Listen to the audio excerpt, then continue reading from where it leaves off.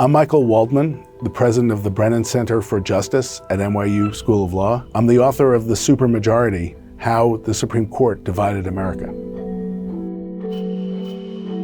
There are now 6 very conservative justices on this 9-person Supreme Court, and the numbers really matter. In its first full year of power, which was the year that ended in June 2022, this supermajority did a whole bunch of extraordinarily important, really radical rulings on abortion, on gun rights, on environmental regulation. It's a supermajority, and it's using its power in a pretty significant way.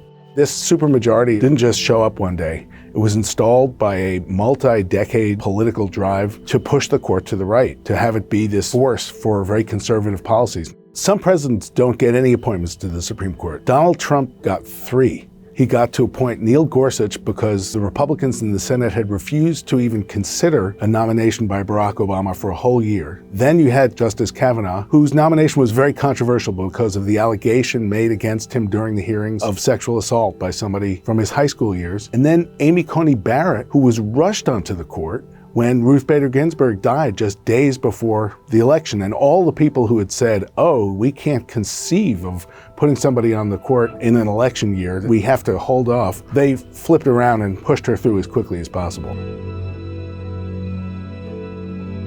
But public support and trust in the Supreme Court has plummeted more than any other major institution. I think that's because it is making rulings that are seen by a large part of the country as extreme, as partisan, and as undoing rights that they took for granted. Almost always, it sort of hugs the center. It reflects the consensus in the country. There have been times when the court is extreme or partisan or particularly activist. And when that has happened, there's been a massive response, a cycle of overreach and backlash. You get organizing, you get protest, you can get political realignment. It's not just that these rulings are extreme or that these justices are controversial, but the way the Supreme Court is making its rulings now is different from any other time in American history. Now they're saying, oh, we're originalists.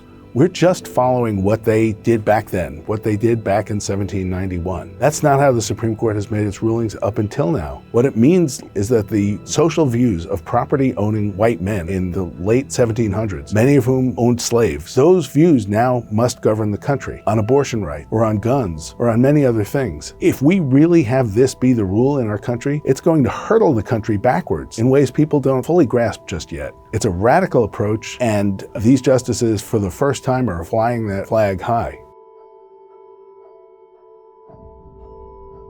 One of the things we need to do is reform the Supreme Court itself. There needs to be an ethics code. They're the only court in the country that doesn't have a binding ethics code. And I think we should have 18-year terms for Supreme Court justices. I think that the justices of this supermajority are pushing forward very hard and very, very reactionary rulings, following up on the abortion rulings and gun rulings with rulings on race and affirmative action. I think that that's very likely, but it's also very likely that there's going to be a massive pushback. The role of the Supreme Court, the role of this supermajority is going to be a central issue in the 2024 presidential campaign and going forward. And that's as it should be. That's not a surprise. That's not the first time in American history.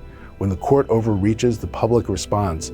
That's the politics of today, but I think it's also the politics of the next few years, for sure.